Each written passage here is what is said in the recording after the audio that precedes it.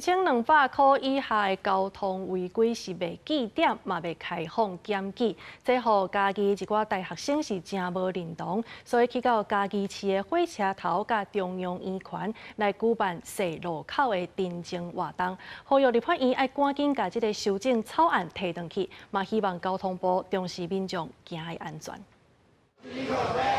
纵容违规，更加可悲。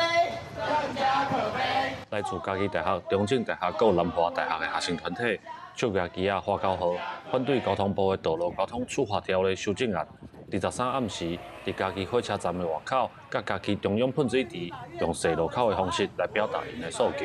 若是讲交通部今仔日来取消这个法律，根本对行人的路权造成较大的困扰。交通部、立法院他们想要把现在的就是行人可以拿去，我们可以检举可能违停在人行道上的汽车、机车这样的一个手段都被剥夺走。学生团体为嘉义火车站头前广场出发，新设车站外口4个路口了后，搁沿路花口号行到嘉义市文化路夜市边仔的喷水圆圈，呼吁政府重视行人路权的问题。咱希望接下来立法院会当把这个交通部这个错误的这个政策会当退回，这个法案的修正案退回，让交通改革回到正确的道路顶管。